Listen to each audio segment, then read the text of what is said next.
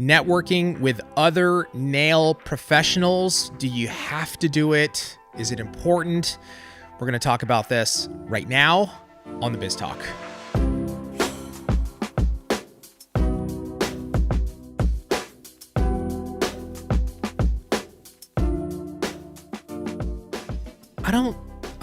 Myself, if I'm being honest, I'm just going to be honest.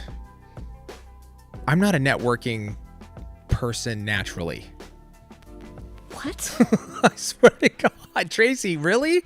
You don't? What are you talking about right now? Your reaction was insane. Oh my God. I'm legit confused. Okay, so let me explain. Naturally, inside of me, like the desire to network with others is not there right now. Does that mean I don't do it and that I don't connect? Obviously, we're on social media and we do tons of we network with nail technicians and companies, and we do that like crazy. But I'm just saying, naturally inside of me, the desire, it's not there. Dude, you don't. I have this meeting, and then I'm going here, and I have this meeting, then I'm meeting up with this person. I do it. Okay, you're right. I'm not going to say that often, but you're right. Okay. For young nails, when it comes to networking and making connections with other businesses, I do it. Okay. Right. When it comes to even banks and anyone that we might need down the road in the future, right? Yeah. Some type of connection, possibly. Do I network in that way? I do. Do I naturally, because I've met with, I don't know how many different people in the last 3-4 months, different, right? Yeah, a lot. Zoom call after Zoom after Zoom. Yeah. Podcasts, whatever I do, I'll go on and do it. And it is for that purpose, right? To get the brand out and network. But what I'm saying is if it were my choice, I would stay home.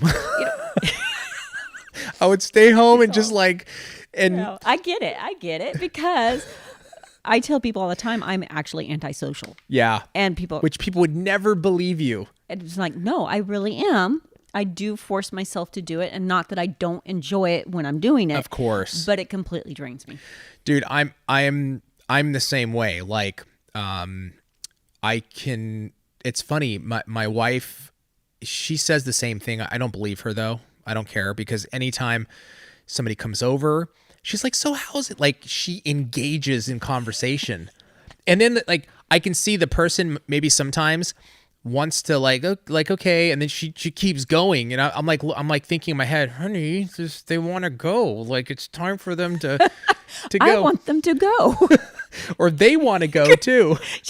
Pulling RJ. RJ was probably 4. We had told him he could do something after these people left from dinner. He opens the front door right after dinner and goes, "You can go now." Did he really? Yes. That's awesome. That's why I love kids, man. They're so honest. And so I wanted to start with that. I know it's okay, you're going to start with something negative. You don't like to network, because I know most nail professionals are probably the same, right? They're oh my God, I don't want to connect with other nail techs. I don't want to connect with other nail professionals. I know you see this a lot too, nail techs in a certain geographic area, they get ultra competitive with other nail professionals in their local area. They don't network. They don't connect. Bad talk. Exactly. They S-talk. Let's call it S-talk. Bad talk. Bad talk is so polite. You're bad talking. Yes. Hi, Mom. I gotta be careful. She watches these. You're right. Okay, they bad talk.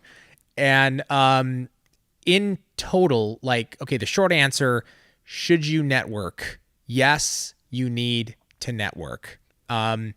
What does that mean? I think on the most basic level, you should be connecting at least on Instagram with other nail professionals, nail technicians. I'm going to tell you why also. But let's start with the basic, Trace. Even in your local market, when you had a salon, why was it good to network with other local nail techs in your area and to have good relationships with them? What were some of the benefits of that? Well, first, I think networking to me, anytime someone says networking, I picture just a room full of people with a name tag on them, like, "Hi, I'm Tracy," and you know what I mean? Yeah.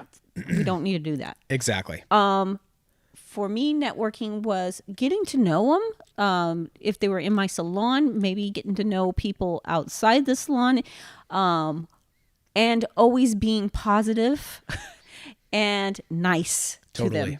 And that way, and if I got to know a certain nail tech, like, hey, I can't get you in, Habib down the street. He does great work. He might be able to get you in. Here's his number. You want to be able to do that. There's a couple of things. First, it just looks good. Yeah. You look like a better human being if you're nice. Not that it's a show. Two, clients appreciate it. People will remember that. Let's say Habib no longer does nails. What is he going to remember? You know what? Tracy was really nice. I'm gonna do the same. I'm gonna send people. I did that with salons. We went back and forth, and can't get you in. Here's this number, and they would do the likewise to us. So, and there's a multiple reasons to do it. My number one reason is you never know when you're going to be sitting across from that person. Yeah, I might need a job in the future in Habib's salon. Right. And I'm not doing it just for selfish reasons completely, but you have to think of the future. Yeah. And Tracy, you're not hired in my salon, by the way. No, I'm going to destroy your salon. I'm gonna set it on fire.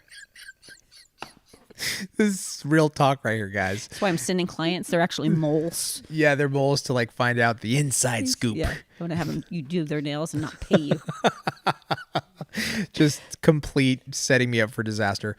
I don't know how often. Well, the natural tendency, right? And I have this too. Yeah. This competitiveness, right? Of I want to be the best of the best. I want to be the best. Exactly. Right. And so there's a salon over there and the salon over there. Grr. No, I'm going to bad talk you and I'm going to bad talk you. Why do you think it's so weird? It's funny. It's just kind of funny. It's so nice. It's nice, but I know what it means. Bad talk. Says it. So you're gonna bad talk, say negative things about the salon. Don't go there. Come here. And you. That's the maybe the urge because you're so competitive. I know I am. Yeah. But the truth of the matter is, first of all, there's enough business for everybody. There is. There's enough people in a town to where everybody can have clients. But what you said was huge, Tracy. You just don't know. I mean, where you're going to see another person, you might be sitting across from them. You might need something. You just don't know. Karma can come around and bite you in the butt if you're an a-hole, and who knows what'll happen. But I love that though. That salon and you guys all are cool with each other, and you guys refer clients to each other because your books might be full at one point, and it's it's phenomenal. Yeah. What a great vibe. And what a good way to have a network or sounding boards when you're having problems. Totally. Or having troubles.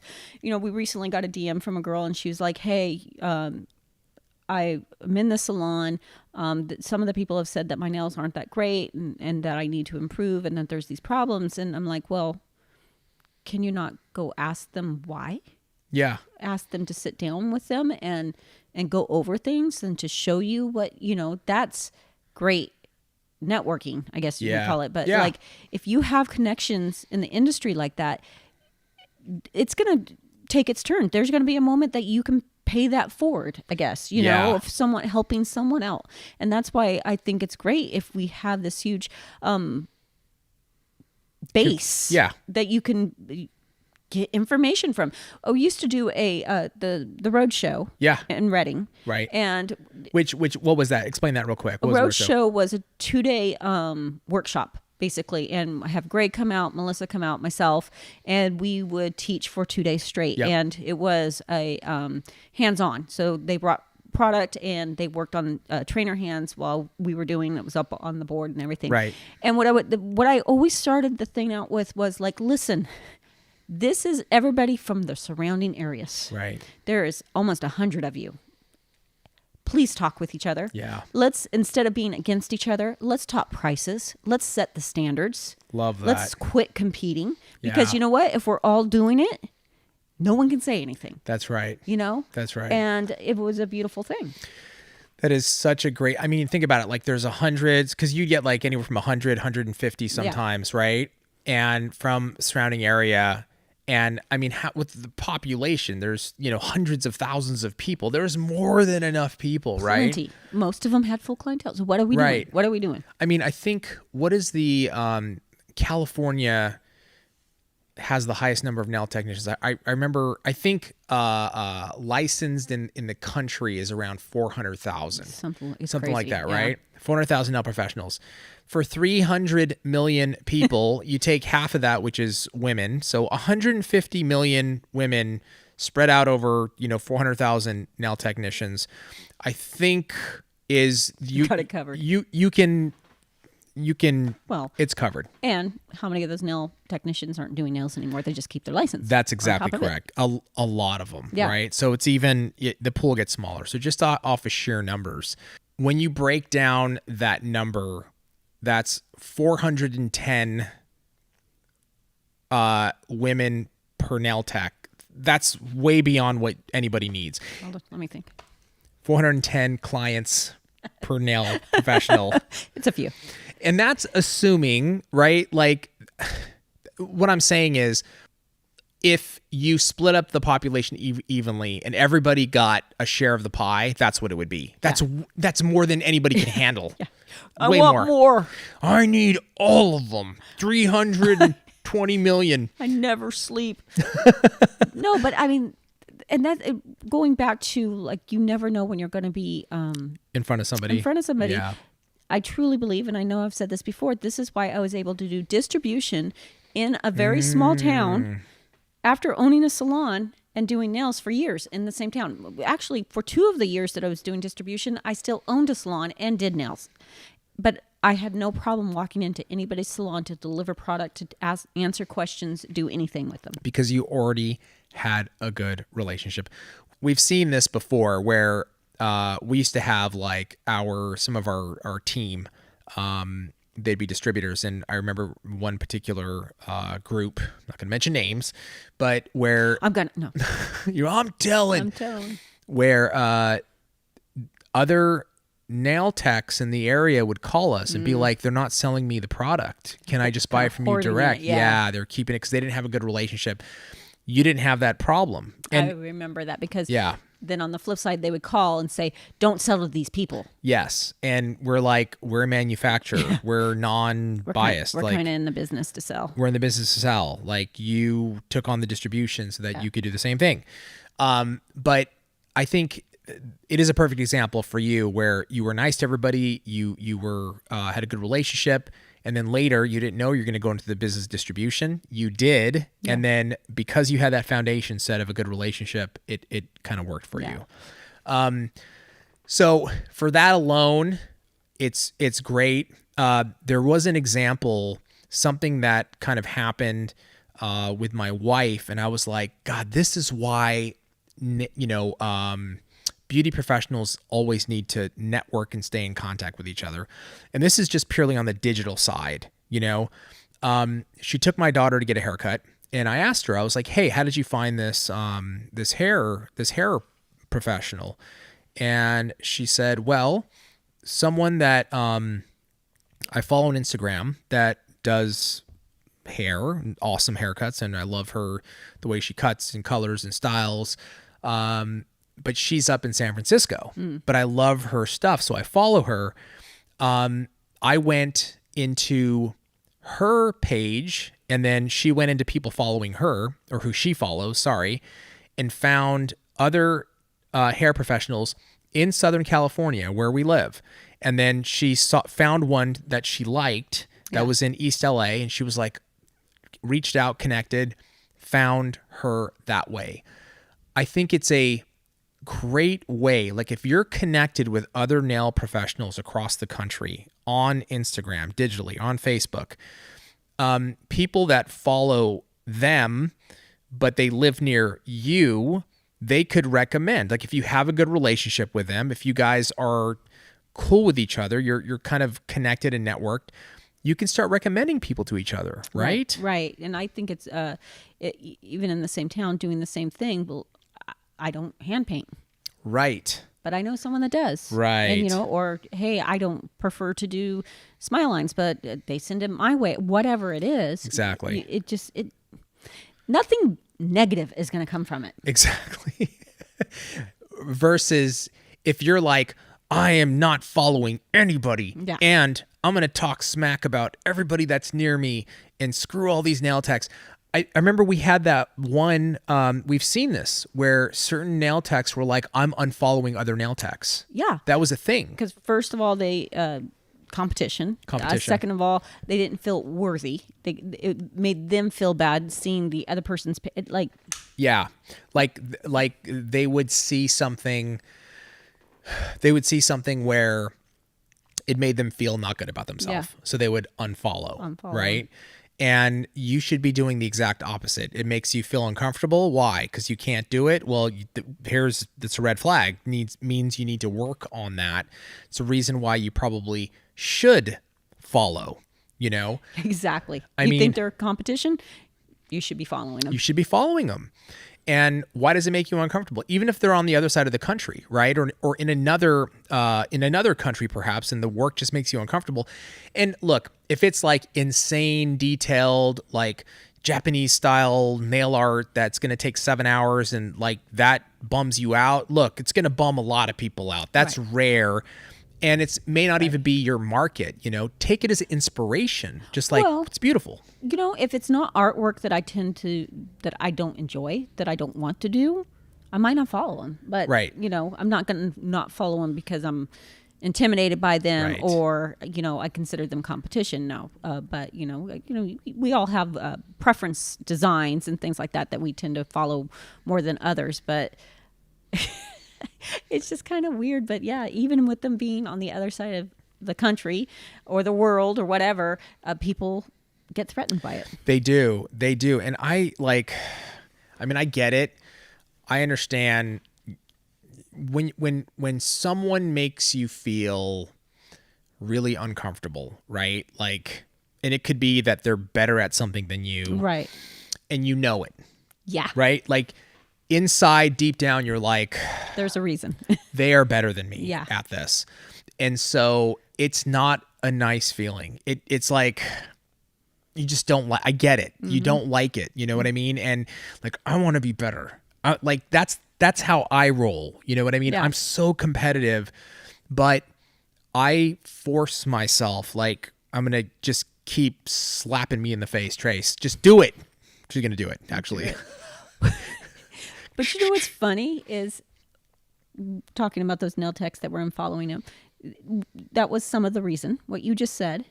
But when they talked to the other nail tech, they found out that nail tech felt the same way about them.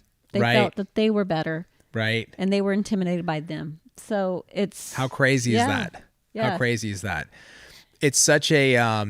just fear and uncomfortable and anxiety can just start to twist your mind. Yeah. And your imagination takes over and off to the races, I lost a client. They must have went there. They're in 3 states over. No, they went there. They went there. They moved for the nails. They fly in. They have a private jet. Yeah. They somehow got. It's got quickly. For nails. I think, like, all in all, having good, this is what we're calling networking, right? Is having good, healthy relationships with people in your market, people in your area, and even on Instagram will bring clients. It's going to bring you clients. And only, like you said, Trace, there's not one bad thing that can really come of that. You're not going to lose business for having, quality, healthy relationships with somebody. It's just not going to happen. Exactly. And on the flip side, if you close yourself off, you're going to be in your own little world. You're going to be alone. And if you talk smack about other nail techs, you're going to be in a bad spot. Like, I'm telling you, that is a road to disaster, anxiety, and potentially, you might quit. So, and even if you don't feel like it, like that's why I started this off with saying like, I don't like to network naturally, right? Because I like to stay home. Like I do. I'm such a homebody. Like my wife makes fun of me all the time. She's like, you and Theo, man, both you guys just like to be home. I do. I love just being home. It's relaxing for me. But for the company, I do reach out. I do connect with, I just keep good relationships all around with different organizations and even other nail companies. We have good relationships with other nail companies, other owners as well. Yeah. And I think it's a good, positive thing. So let us know in the comments below your take on networking. Do you have a good relationship with nail techs in your area on Instagram? Share with us. Let us know. Also, any ideas that you might have for upcoming episodes, put them in the comments below. We'd love to hear about them. Thank you, Tracey. Thank you. Thank you guys so much for joining us. We'll see you next time on the Biz Talk.